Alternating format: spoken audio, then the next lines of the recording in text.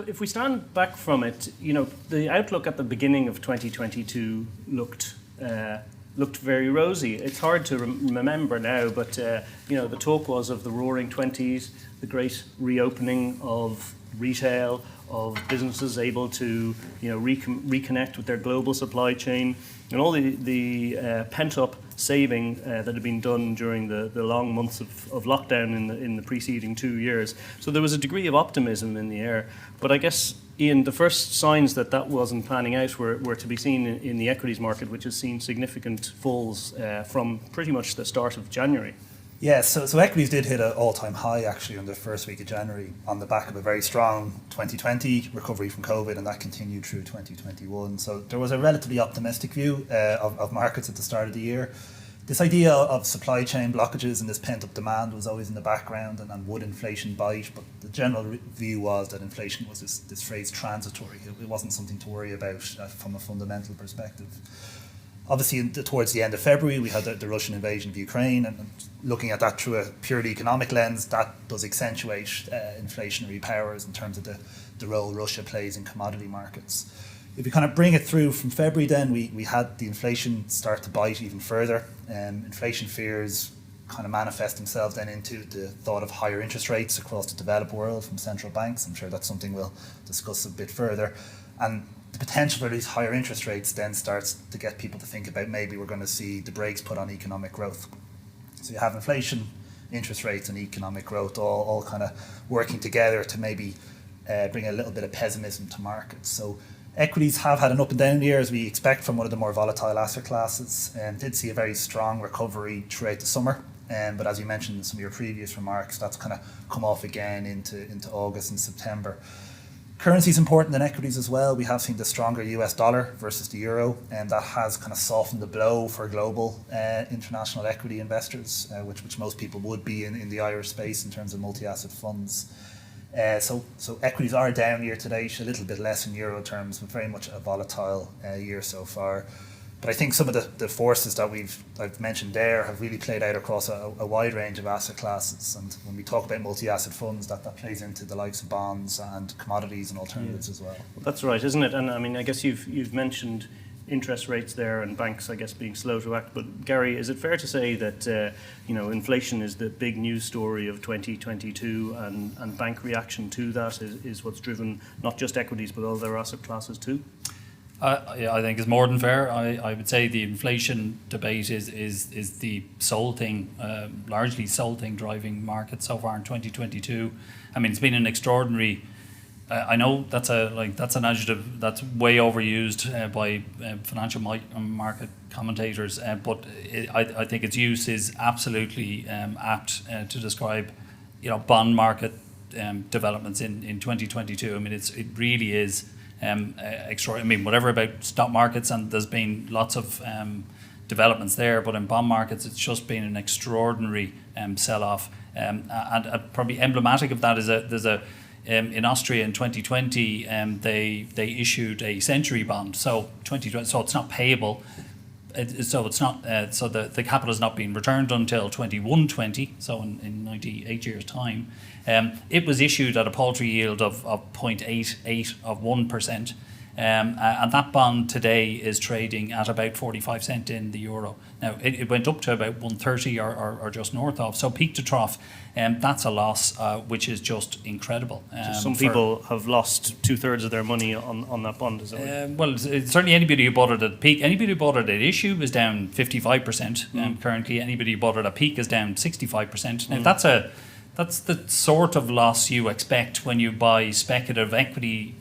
Like Netflix would be down a similar amount. So when I buy an equity like Netflix, I buy into the potential for extraordinary returns, but also that sort of downside. You don't expect that when you buy a government bond. Lending to a AAA rated government like Austria should be like watching paint dry. It should be the most boring element of financial market investment, but it's just been an extraordinary, like as a lesson in kind of duration risk, it's just been an extraordinary time. So that's now reflected in bond market returns, which have been really, really poor this year, and unfortunately, then for more cautious investors that have that have diversified their portfolios out of equities into bonds, they've actually fared worse than those that have just been invested in equities. So pretty extraordinary. I think that's something we'll come on to is that ordinarily you would hope that there's a degree of cushioning of risk if you're split across those two primary asset classes, but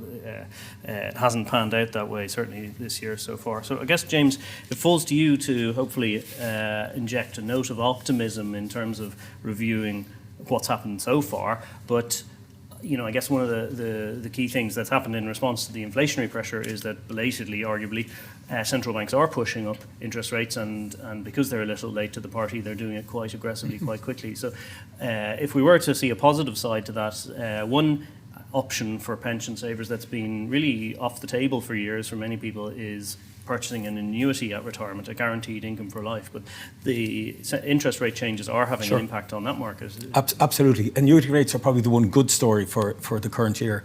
Like in the first 6 months, annuity rates have improved by about 25-26%. Now, one of the problems there is, though, it introduced the whole concept of timing risk.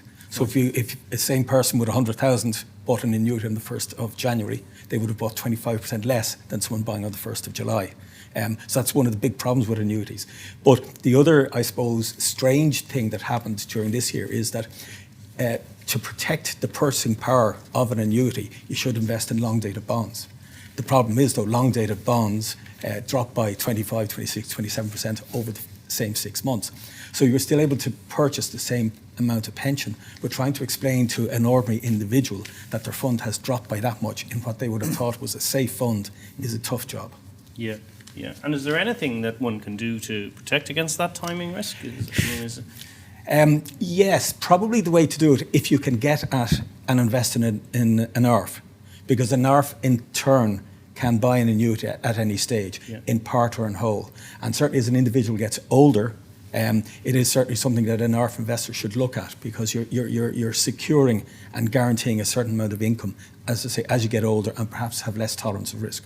Yeah, no, it's a great point, and it's probably not for today's session, but we do have another discussion through the week on pretty much exactly that topic, and I guess that's something that we haven't probably seen play out in the post-retirement market quite yet, because the generation that have been capable of buying those retirement solutions are only beginning to retire, but I couldn't agree more. Yeah. So if we return to this sort of this fact that both equities and bonds have been falling, kind of in tandem through the year,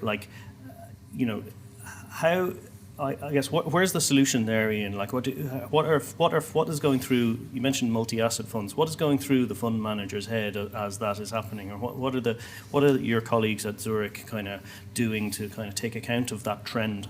Yes. So multi-asset funds which invest across equities, bonds, and sometimes other asset classes as well. There's this kind of classic idea of a 60-40 split, so 60 equity, 40 bonds, which has served people very, very well for decades. But you have this kind of twin bear market of equities and bonds, and that kind of model, at least in the short term, has fallen apart a little bit, particularly in 2022. And to Gary's point, that can be particularly hard for lower risk investors to kind of get their head around, because they thought they were in the safer asset and they're seeing relatively larger falls. So I think there is always things you can do. You can always look at the asset classes in terms of their absolute valuations. So just looking at equities in isolation, is it a good place to be? But what you're doing as a fund manager in a multi-asset fund is you're choosing one asset over the other. So this idea of relative valuation. So even if you think equities may still be in for a little bit of a tough time in 2022, you can still favour equities over bonds if you think they're going to do better than the bonds. Now, in terms of absolute returns for customers, that can be a bit of a tough one to kind of deal with as well. I think the duration risk, which we've kind of discussed already, I think that's very, very important, where you can kind of actively reduce that duration risk, and you have to make that call correctly.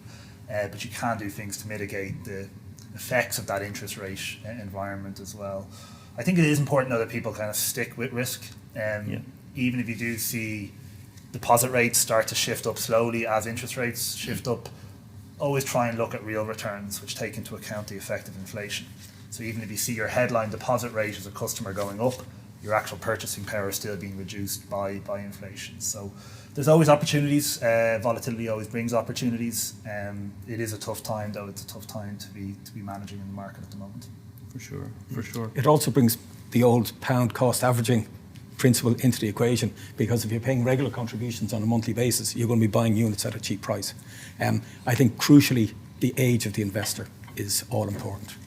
You know? Yeah. So tell me a bit more about that then. Like, how might it make a difference if one is, 5 years away from retiring versus 25 years away? Okay, well, I think 25 years away from retirement, I wouldn't be bothered at all about the market downturn. You have time on your side, and as I say, the contributions you're paying on a monthly basis will be buying more units. Equity markets always recover. It's a question of when and how long will they stay in the doldrums. So if you have time on your side, 5, 10 years plus, I wouldn't be worried about equity markets at the moment. The closer you get to retirement, you should be running for cover. But a key part of that is matching the funds you're invested in with the benefits that you're likely to take at retirement. Okay, so again, I'm going to explore that a little bit Okay, further. So sure. are you talking about in terms of the plan to draw down funds, and remain invested in markets versus the annuity we've spoken about? Yeah, and again, I suppose the benefits taken at retirement will still be driven by what tax-free lump sum we can take out. And unfortunately, we have a slight, conundrum here in that there's two options at retirement. Most people in group pension schemes will still get the better lump sum using the salary and service route, and that in turn will mean that they will have to buy an annuity. So in that situation, they should be aiming to end up in cash, a mixture of cash and long-dated bonds as they approach retirement.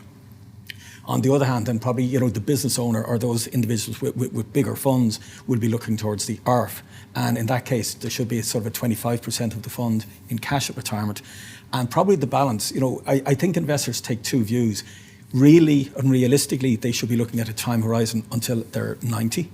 But a lot of Irish people will look at the term up to their retirement date, take the lump sum, take stock, and then reinvest. Mm-hmm. So again, it's down to giving individual advice. And I think one of the key points in the current climate is people need advice.